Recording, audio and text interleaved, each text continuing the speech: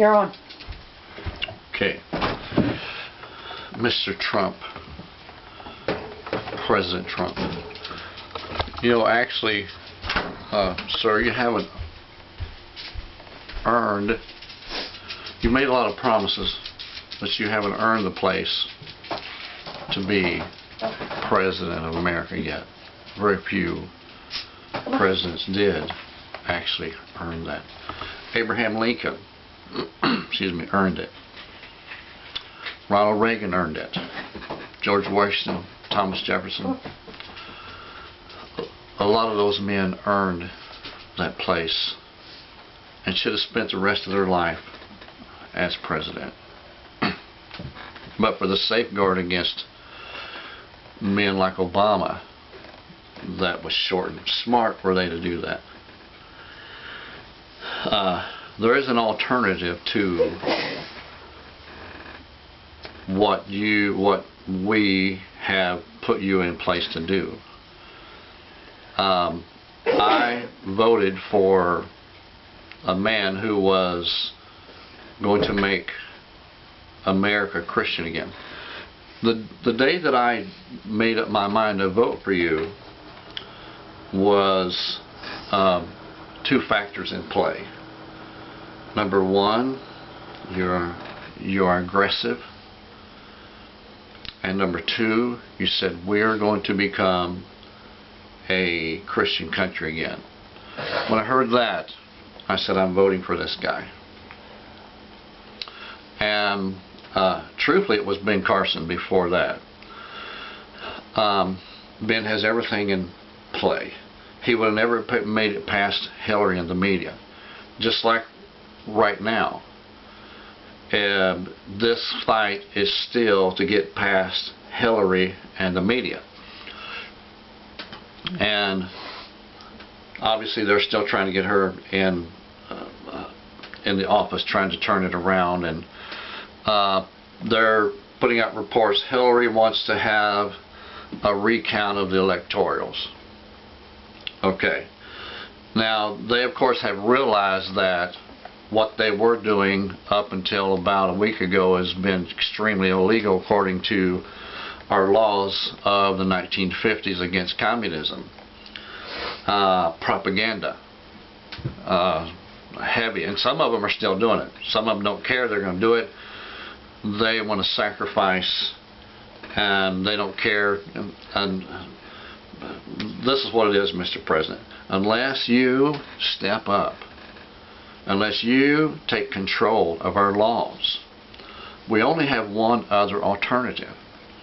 I think it was Abe Lincoln that said the ballot is greater than the bullet.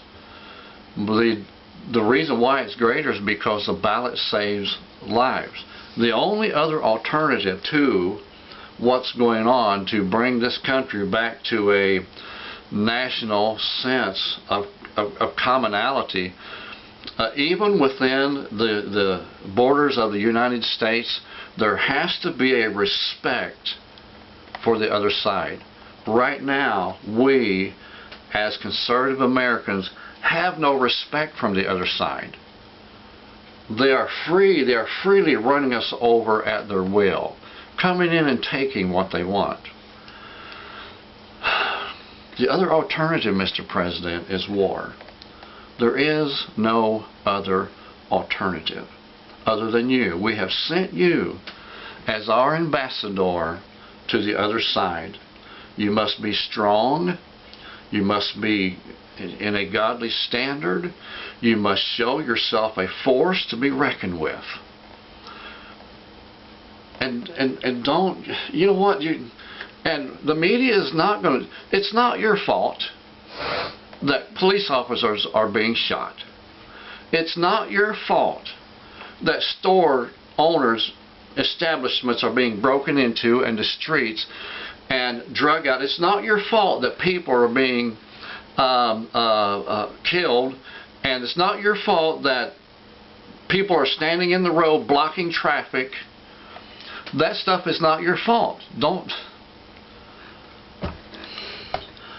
You know what?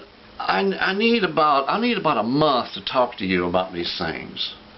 without outside influence of the ignorance of the enemy. Because they only got one point of view. They only have one point of view. See, these are the kinds of things that you have to reckon with. And, okay, if you think this threat of war is not serious, a congressional investigation done back in 1963, started back in 63, of how many guns that American citizens own. To date, the last report, and I will leave a link on here so you can see that. Today, 300 million guns. There is almost a gun for every citizen in the United States. But they are 90% owned by conservative people. And the rest of them are owned by a few liberals and criminals. Criminals, and they actually don't own them. And, you know, there's a lot of criminals out there that have guns that are extremely illegal and don't care. They have massive amount. They have stuff like the military own. You know, and those are groups out there that would like to see nothing but chaos. They would like to see war in this country. Mr. President, we don't want to see war. But, you know, there's been a few times in my life, now listen to me closely. There's been a few times in my life, see, because I don't like to fight. But there's been a few times in my life when I was forced to fight.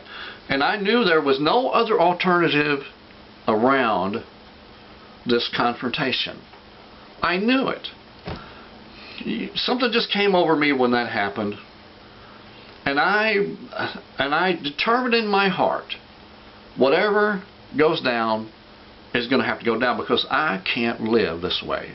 I can't live this way.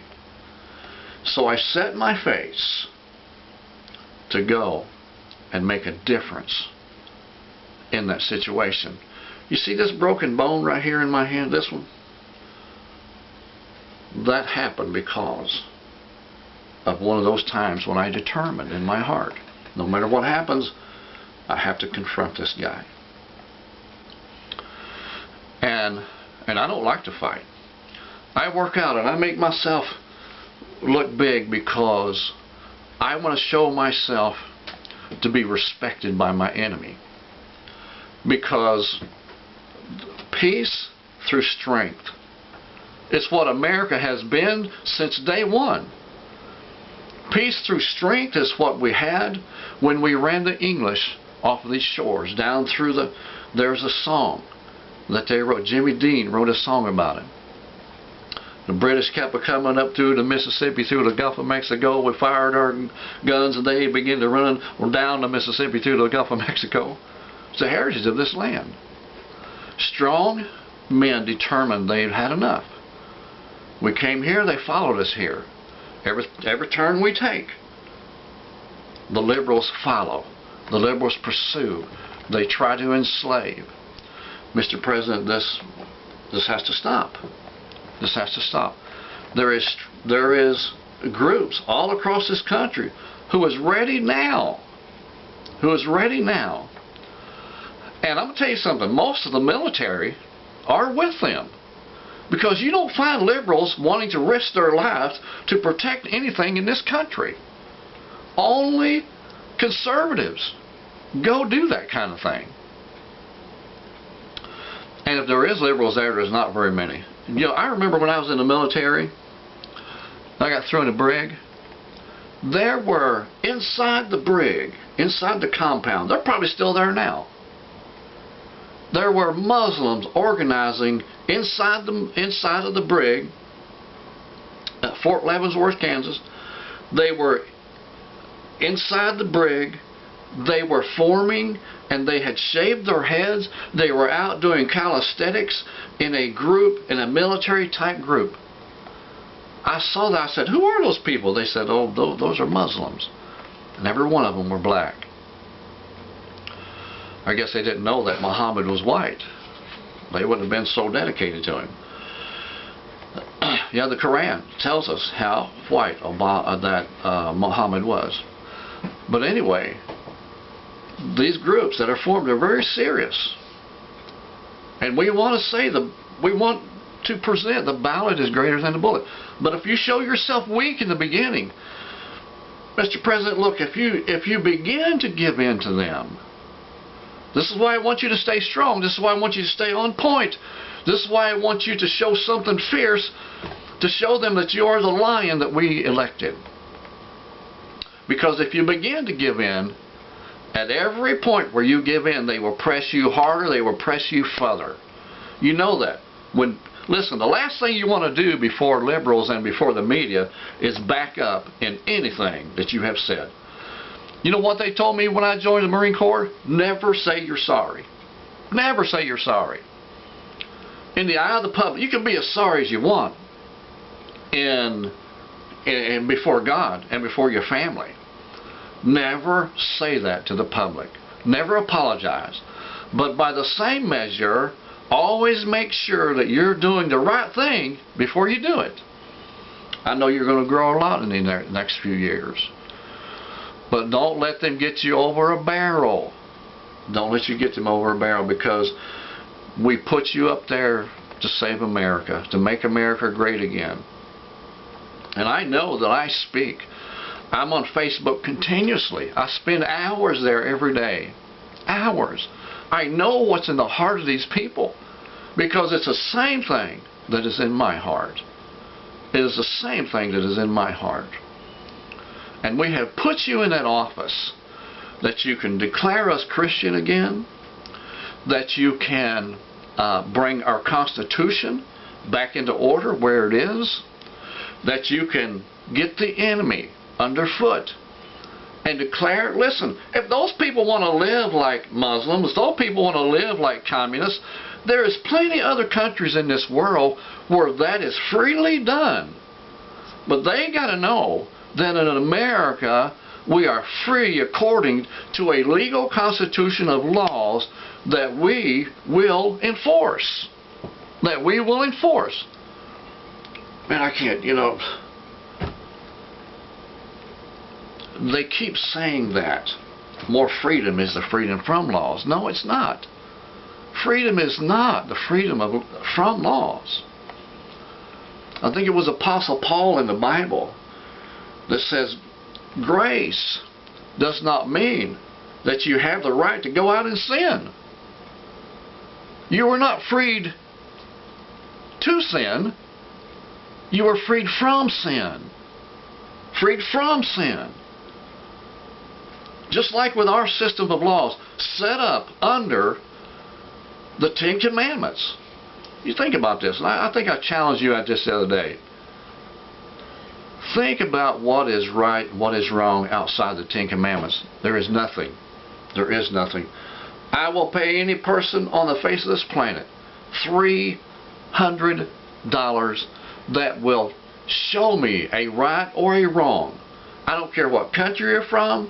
I don't care what nationality you're from. I don't care what ethnic background you're from. I don't care what you claim to be as your religion. Name one thing to me that is outside the Ten Commandments that is right or wrong to any person living, and I will pay you $300, because in all these years that I've been, there's nothing. Listen, and when you get off of that foundation, your whole world crumbles. Your whole world crumbles. You cease to become free. See, the devil is wanting to enslave. He enslaves with drugs. Look at all these countries that, like in Mexico, that are outside of a constitutional standard. They're heavily in drugs. They're heavily in prostitution. That's why Hillary took her prostitution ring to another country. It's a lot easier to maintain. It's a lot easier to maintain. And I don't want to see this thing happen, but I'm just telling you it's coming. The Lord told me this years ago. I've got it on here. Look up William Branham's prophecy. Cross in the middle, William Branham's prophecy. It'll show my face talking about this war that's going to come. It don't have to happen. Everything God puts forth does not have to happen. It don't have to take place. It don't have to take place. The Bible says in the book of Proverbs, if you turn from your evil ways, 2 Chronicles 7:14 as well, it says God will repent. Joel chapter 2 it says it. God will turn from the evil that He has in mind to do. This nation is going to pay severely. Severely are we going to pay. Mr. Trump, if you show yourself weak before the enemy. What if David had showed himself weak before Goliath? Oh, Mr. Goliath, now please don't hurt me. Can't we come to a compromise here? I'll lay down my sling and you lay down your massive spear. Ain't gonna happen. Listen, they think they have the massive. All the media is against us. They are not going to lay anything down, but they are going to pursue until we are consumed. If we show ourselves weak, we can't do that, Mr. Trump. We can't do that. I'm a severe prayer for you. I'm in severe prayer for you. Because you're the one. You're the champion. You're David that God sent out to go before us. And if you show yourself strong, God will be in your hand. He will be with you. He'll be in your heart. He'll help you sleep at night. Your hair will not turn gray as all the other presidents' hairs had turned gray. Yours will not do that. You'll sleep good. Your family will rest. You'll always be protected knowing that God will hold you in all that you do. But if you show yourself weak, all that I have said will turn against you. And you and your house, God will not spare. Mr. Trump, did you hear what I said? Just like in the book of Esther, go read it. Go read the book of Esther. If you turn, if Esther didn't step up when her time came, the prophet said there, you and your house will not be spared. Alrighty, God bless you. Thank you for joining me. Call me. Call me. I'm not in the book, but I live in Indiana. Steve Farmer, across the middle. You can find me. You guys can find anybody. Across the Middle Ministry.